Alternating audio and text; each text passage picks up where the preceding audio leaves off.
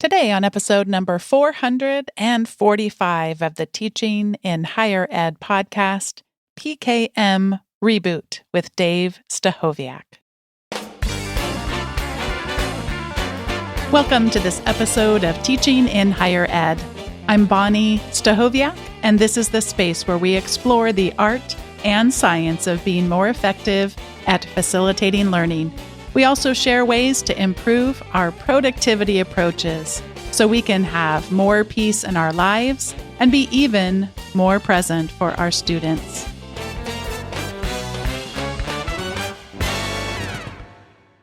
Dave, thanks for joining me once again on today's episode of Teaching in Higher Ed. And for those who have never heard of Dave before, Dave and I met, I'm not going that deep here, but Dave and I met when we were in graduate school. We did. Starting our master's program, actually fairly halfway through our master's program, something like that. Something like that. Team building class? A team building class. And of course, when you're going through a program like that, you do a lot of personal knowledge management, or in some cases, mastery, that sense of personal vision and all of that. So we've done a number of episodes on PKM in the past, and we're doing sort of a reboot and what's changed, although we'll still, as we go, if you've never heard of PKM before, we'll at least get you started with some of this terminology. The person I've learned the most about personal knowledge mastery is Harold Jarkey, and I'll link to Harold Jarkey. Was on the show a couple of years ago, I believe that it was, and I just continue to get so much out of his work.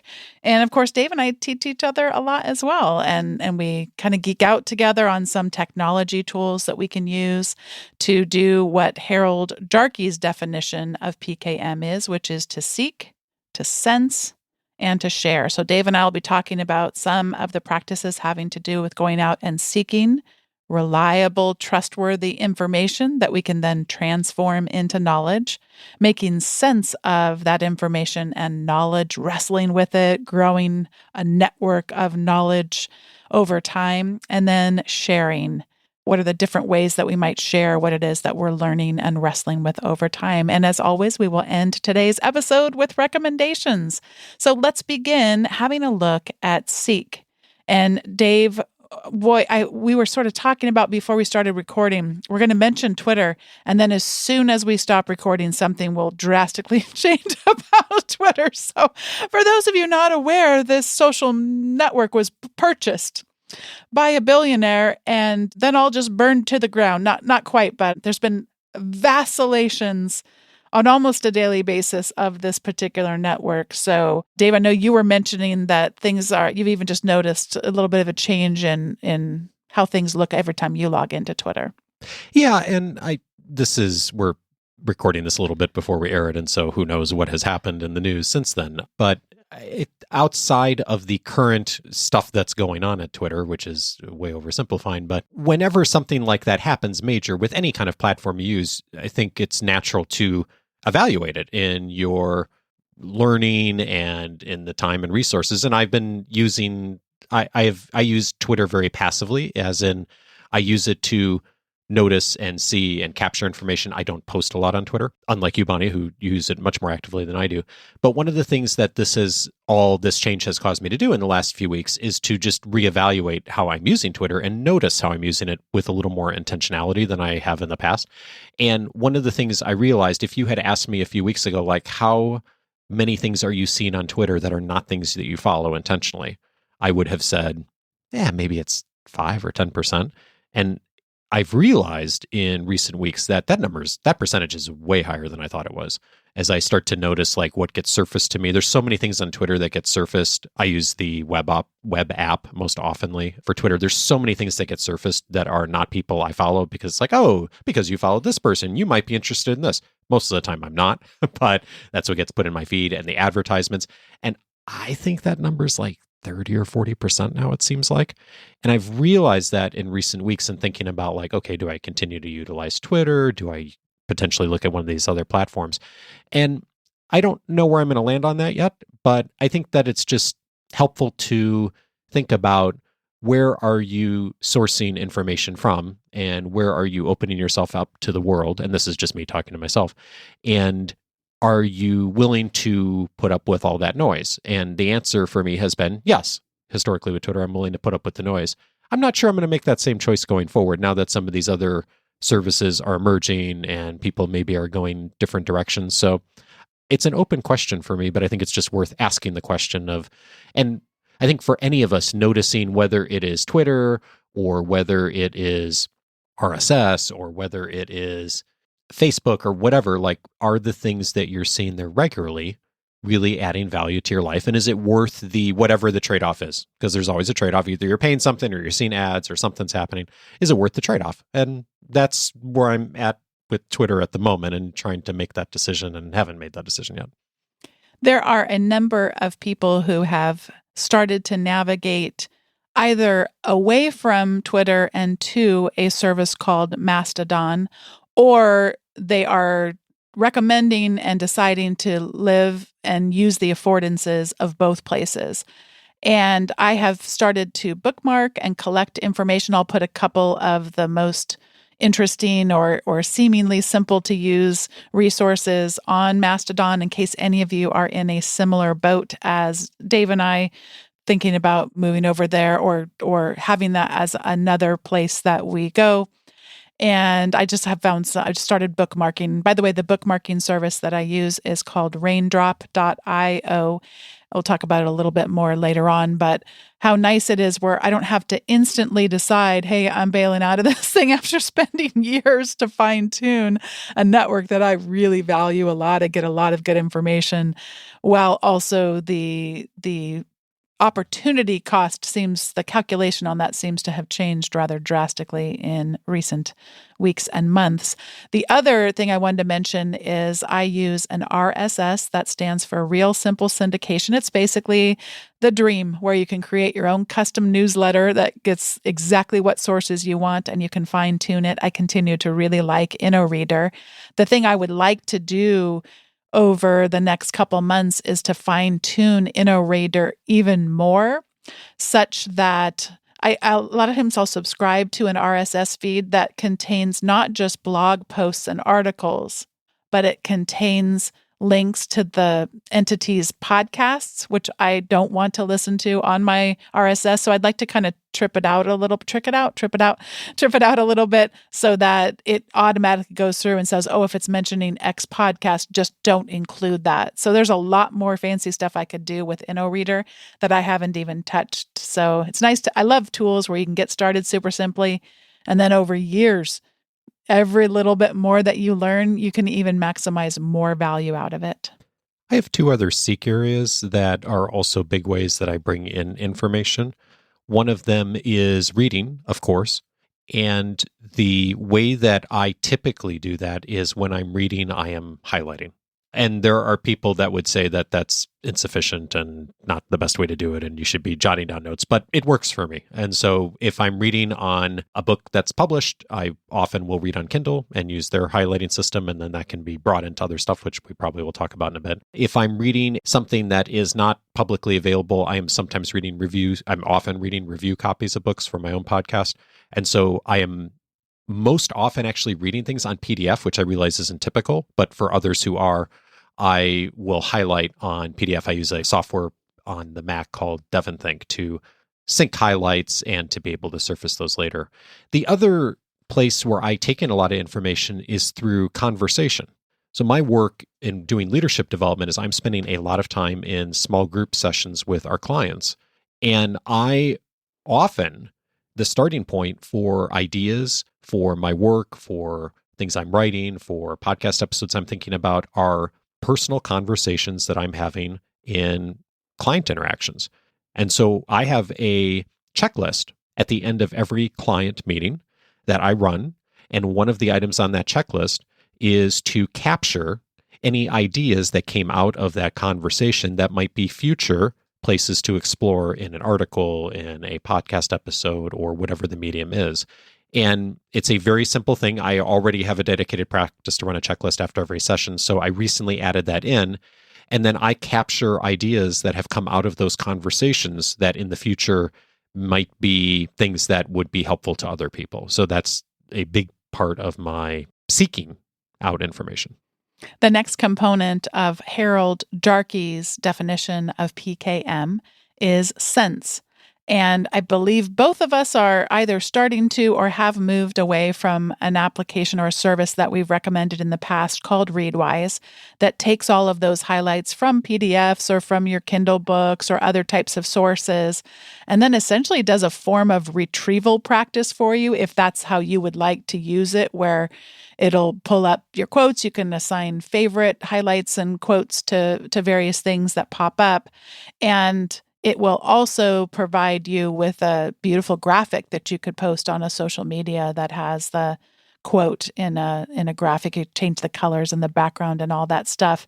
And I think ultimately, we're not going to spend too much time talking about it today because things do change pretty quickly, but just the value for us overall, not quite equating to the cost that they're charging, and feeling like there may be other avenues that are working better. So, well, and maybe I could say a little more about that, because I didn't know you weren't using it as much. The reason I moved away from it actually has nothing to do with the service at all. I think it's an amazing service. I recommend it all the time. I think, in fact, I've thought about keeping it myself. I read so many review copies of books, and so I actually can't read on Kindle often. I mean, my life is so hard, right? I get review copies of books, but Readwise really works with kind of those systems, those existing ecosystems. And there are ways you can do it with PDFs, but it starts to get a lot more cumbersome. And I've just decided I want to have control and ownership over my files and materials, and I want to upload them somewhere. And so that, just for me personally, Readwise hasn't been as useful as it was originally when I set it up. But I think for the typical person who's doing a lot more reading of published books, which almost everyone is, I think Readwise is an amazing service to look at. And Raindrop is a digital bookmarking service, and I use it all the time, every single day, whether I am looking at something on my phone or my tablet or on the computer, on a web browser of any kind.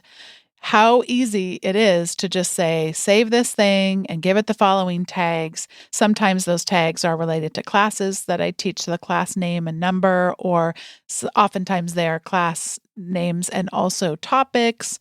I like to include in the notes what's called H/T, otherwise known as hat tip.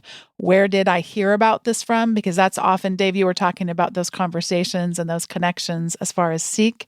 I like to remember that, oh, I heard about that from this person, because those might come up in future conversations too. So, and David, I know we've talked about this before on the show, but I just love that we have a kids queue on Raindrop. So anything that we see that the kids might benefit from reading or watching, then whoever it is that goes through the kids queue on them, it's pretty nice and easy to be able to do that with Raindrop. Anything else you'd like to add about the value of Raindrop?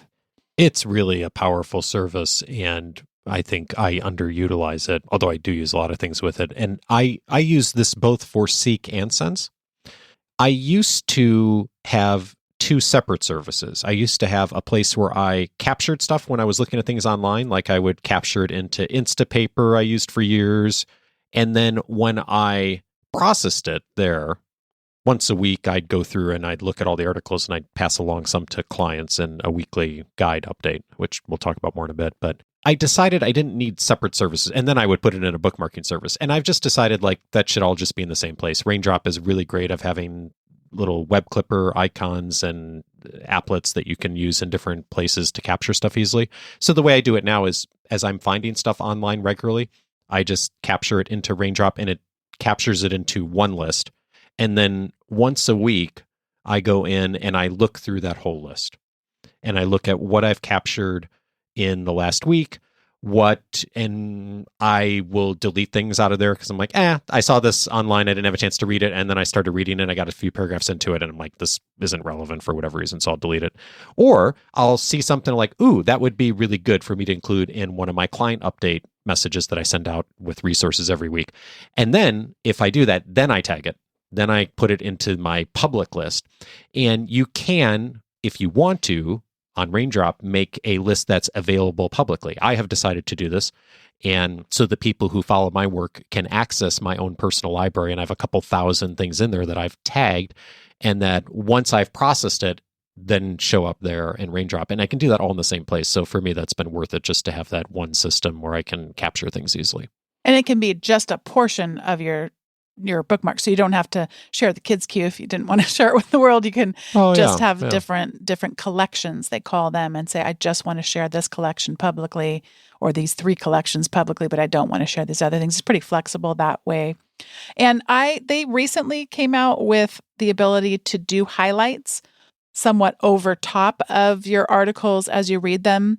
And I was trying to show someone that I work with how to do it, and I couldn't even remember how to do it. So I find that I tend to highlight a lot when I'm reading books, like you were talking about, Dave, but not as much when I am highlighting online materials. And maybe someday I'll decide I want to get better at that. But so far, I haven't really used that feature. But it's kind of cool that they're constantly updating it, making it better without making it overly cumbersome or complex. Yeah. And I don't know about you, but I only highlight in books.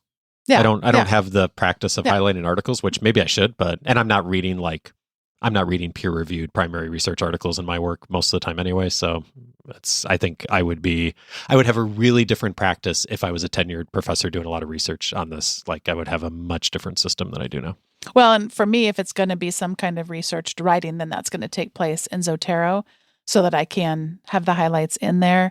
And I can then properly cite. And we've got shows that we've done previously on Zotero. I still think it's, great service. But yeah, if it's going to require citing and scholarly research, it's not going to be in Raindrop for sure.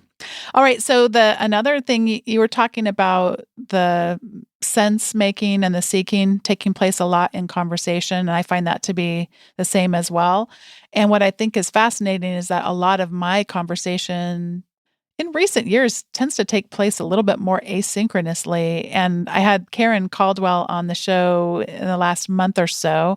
And I love how we had the conversation that day, but then we've just kept going back and forth to some new ideas that came and emerged out of that and things that we were thinking about it. And she recorded a video for me that extended some of what we were talking about. And then I used the service, which I've talked about previously, called Loom, that it's just so nice to have a service where you record, and this is where you can record your screen, your webcam, or both. And then literally as soon as you stop recording, you hear a little beep, and that's symbolic of you now have a link to that video in your clipboard. So that's how easy it is to capture. And my colleague David Rhodes and I go back and forth a lot too with screencasted videos, just here's what I'm talking about over here, and just being able to point it out. It's just really nice. So a lot of that sense making to me is in collaboration with people, and sometimes just for necessity, time zone differences or what have you, it happens more asynchronously. Does Loom still have a reduced price or free plan for academics? It does, yeah, and I'll put a link to that. So you sign up for the service and then you apply to get approved for their education plan, and if you've got an EDU, then they send it on through. Yeah, that's awesome. I mean, it's a very inexpensive service, even if you pay for it. But I think for educators, it's like absolutely worth looking at if you've not used a screen sharing or a quick video service like that before. It's really essential to my workflow as well. You talked earlier, Dave, about DevonThink and how it's helping you with Seek. How is it helping you with the sense-making process? Yeah, I think the thing that I really like about DevonThink, which I won't spend too much time on because it's a Mac-only app and it's a little bit more of a power user thing, but you can pull up a PDF in DevonThink, and one thing I like to do is I can just open a pane and it says, show me just the highlights. And so I can look through and I can click through really easily and just see the highlights and the thing that I've read. And that for me is a starting point of thinking about what are the key points that I might want to ask an author about when I'm interviewing them.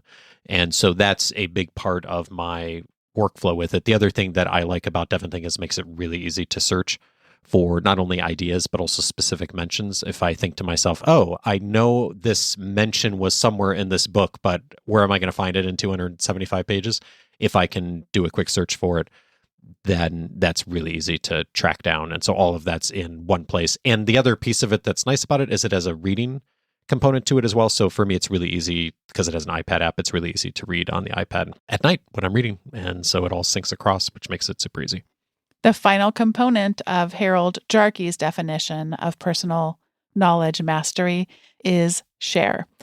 When he came on the podcast a while back, he he sort of had nuance that I hadn't really had as profound or pronounced in the past for me. And that is that we don't always have to go public with our sharing. It's that what we're doing as we're wrestling through that sense making process is having things that are shareable. Then that you can make that decision as to whether or not you share it, but things that could potentially be shareable. Although you and I, Dave, tend to be pretty public with how we share. So we each have podcasts.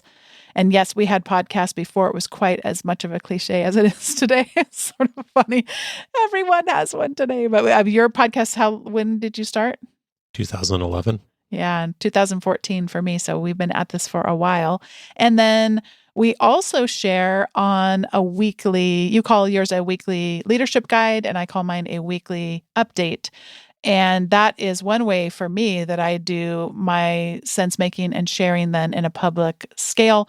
We both use a service called ConvertKit, and I like it a lot. We switched me over somewhat recently when we finally decided that it was going to be worth the money. It was hard to make that switch because it's not the cheapest email service out there, but I really, really enjoy it. And Dave is so kind and gracious that even without me asking, he will go in and make sure I have a clean list of emails. And by that, like he'll take people out where maybe they subscribed, but they never even actually confirmed that subscription coming and stuff. So it's better for you if you have a clean email list. And the thing I thought was so funny is I had been experimenting with their feature called tagging.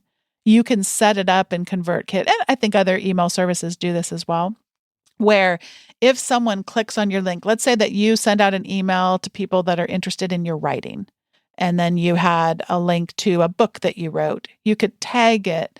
Anyone who's clicked this link, give them the tag, my book about whatever the topic is, so that you could have, like, if you, instead of emailing your entire email list, you could email just the people who have been interested enough in that one book that you wrote to have clicked on a link at some point. And I have not gotten anywhere as fancy as you have, Dave, on tagging. You've got it decked up and dialed in. I've done nothing. So I just was going to try to experiment with it once. And I had sent out a humorous video about something called Rick rolling, which is where you get someone to inadvertently click on a link that will take them to Rick Astley's song called Never Gonna Give You Up. And my colleagues and I are constantly playing tricks on each other with somehow the Rick roll little meme and little playful teasing with each other. And so apparently you've triggered a resurgence of this, because now I see it everywhere. It was clearly you and it was team. Me, just my team, just us. Yep. So you were up there cleaning out my ConvertKit email list, and someone has a tag, I think maybe tag for some like media kit or something like this, but really the only one that was like a custom one was Rickroll. For people who clicked on the Rickroll. So those of you that clicked on the Rickroll, I hope I don't feel like I've totally invaded your privacy. I've never used that information I forgot that I even did it, but kind of really tickled me a little bit. Yeah, and by the way, we're talking about ConvertKit. MailChimp is the one that people will know and recognize. These are email service providers, and the reason that's important is if you are, say you're doing some speaking, or you're an author and you are creating a bit of your own marketing platform, which is really smart if you're doing those kinds of things. Unless you are emailing only 10 or 15 people, you want to have that on a service that sends out emails on your behalf. If you're sending out a newsletter or an update or keep me informed, that kind of a thing, because whatever service you're using, you can't send, you're going to end up going into people's spam folders, and there's not a way that you can easily make sure that people don't all see each other on the distribution. So it's one thing if you're just emailing to your department or your team and your organization, but if you're getting to any size beyond probably 15 or 20 people, you want to be using an email service provider. And the reason we hesitated on moving to ConvertKit for Bonni for a number of years is there was not a free tier. It was an expense to pay for it. There now is a free tier. And I think the wonderful thing about ConvertKit is, unlike MailChimp, that's targeted more toward small and medium-sized businesses and has lots of features that I think the average academic is probably never going to use or want.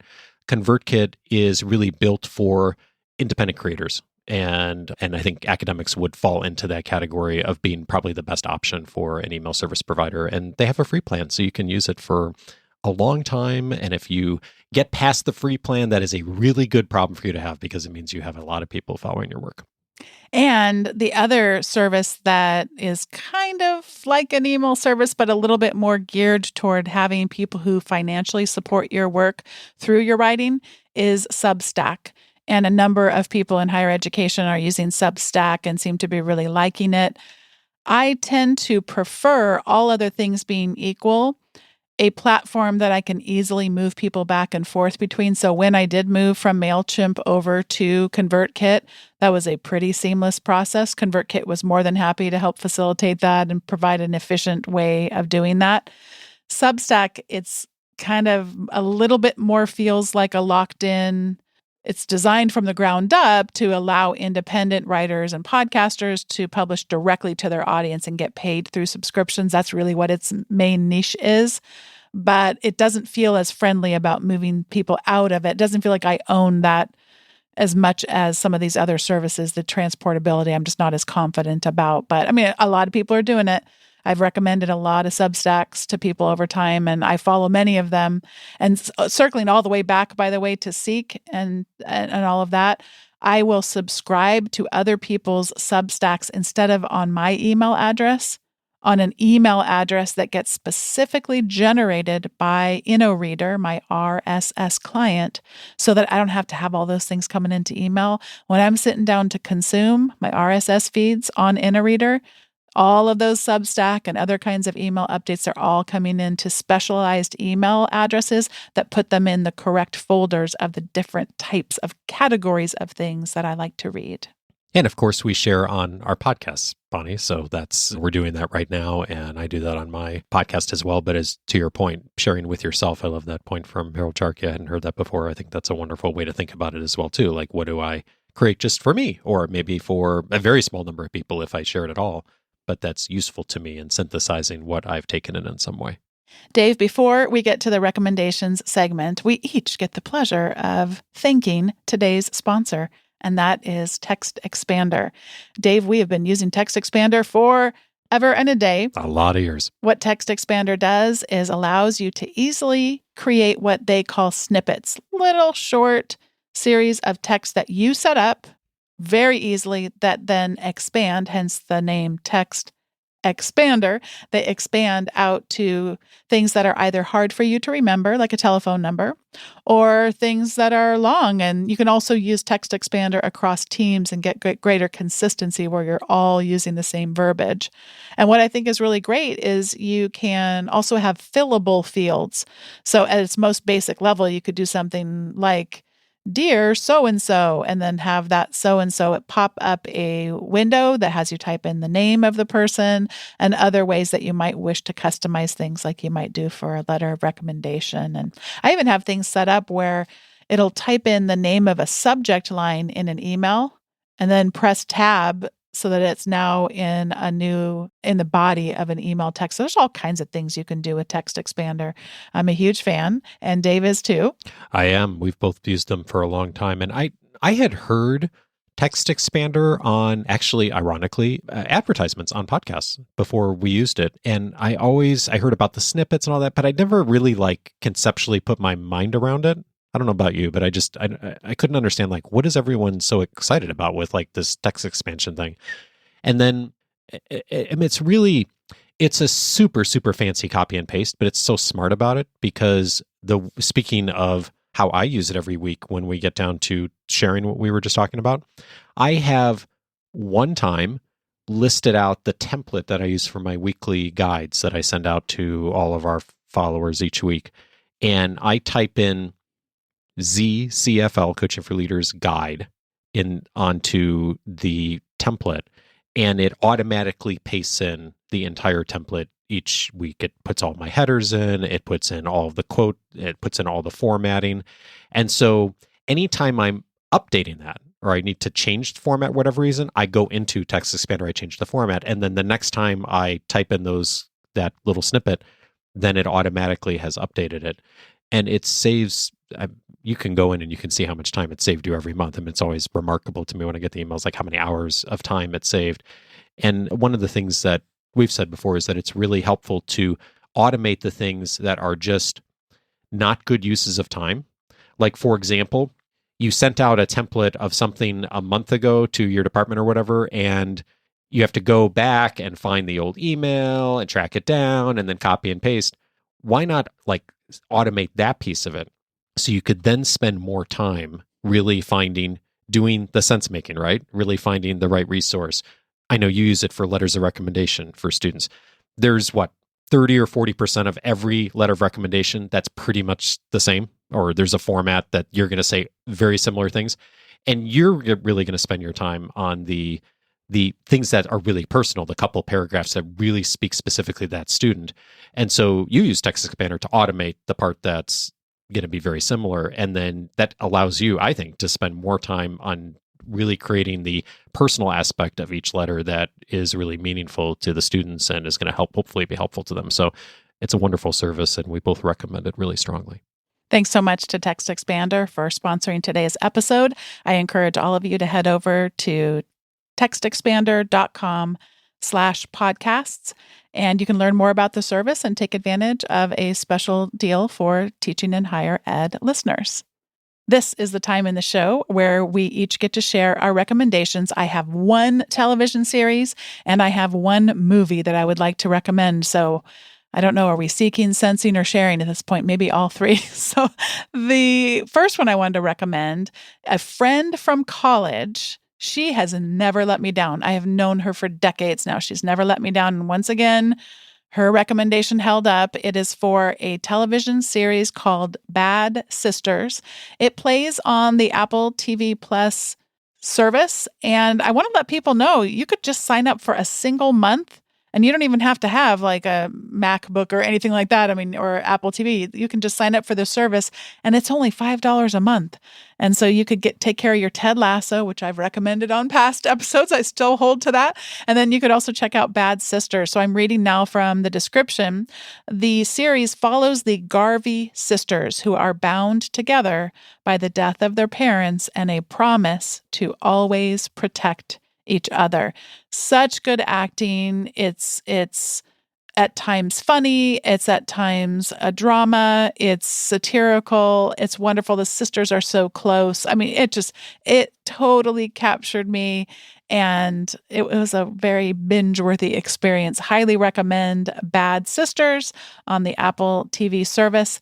And then also on the Apple TV service, I didn't plan this, but hey, if you're going to spend your $5, then here you're going to maximize it. My second and final recommendation is a movie that is a Christmas movie. And I'm not really that big on Christmas movies, but I saw it and I saw the preview and I thought, okay, well, I'm going to check this out. And I'm super glad that I did. The movie is called Spirited, and it stars Will Ferrell. And it is also not like one of my favorite things, A Christmas Carol. So it is a modern take on A Christmas Carol. By the way, has great music. It's kind of like a musical, and it's just delightful. I watched it and just found it captivating, even though I'm not a huge fan of the Ghost of Christmas Past, Present, Future kind of thing. Feels like it's been done a lot. It was done in a fresh, new way, and I loved it, and I highly recommend it. And the songs have still been playing on the soundtrack in my mind since I watched it 4 or 5 or 6 days ago or something like that. Those are my 2 recommendations, and Dave, I will pass it over to you for yours. Well, since you have said the word Christmas and it being around the holidays, I will recommend trying out a smart home plug. Many of us have smartphones now that have home automation things built in, whether you're using Android or iPhone. And there is a really cool company called Meross, and it is spelled Meross, I believe. I'm looking it up here to make sure I'm saying that right. Yes, Meross. And you can buy these little smart switches. They're fairly inexpensive, and you can plug them in around your home and then connect them with whatever home service you're using. Check when you buy it to make sure it supports whatever you're using, Amazon or Apple or Google or whatever. And then you can, with your phone, say to whatever smart device or you use, if it's Apple's, well, I won't say the name so it doesn't trigger people's things, don't do it. Or whatever the home device you have that you may talk to, then you could say, hey, turn on the Christmas tree. or turn on the outside lights or whatever you've plugged that plug into, and it automatically goes on, it automatically goes off. And you can even go as far as to set it like we have in our house to automatically turn on the exterior lights at sunset every night. And because it's all automated, it adjusts for as sunset adjusts every day to turn off and turn on. And it is super fun to just see that all work magically. And the devices have become much more stable and usable and user-friendly and inexpensive in recent years than they were several years ago. So if you haven't played around with that a bit, it's a fun stocking stuffer or some other holiday gift. Dave, thank you for coming to Teaching in Higher Ed. I'm curious how many total episodes you have been on now. Quite a few. A lot. Quite a few. And I know many dozens over the years. Many. I know we'll be having you back again. Today's episode was produced by me, Bonni Stachowiak. It was edited by the ever-talented Andrew Kroger. Podcast production support was provided by the amazing Sierra Smith. Thanks to each of you for listening. If you have yet to subscribe to the weekly update, which I mentioned earlier, head over to teachinginhighered.com/subscribe. You won't regret it. And you'll see sharing as it's happening. Yes, you will. Because you are putting together all of this each week in real time on great links and resources. So there you go. There's your inspiration. Thanks for listening. We'll see you next time on Teaching in Higher Ed.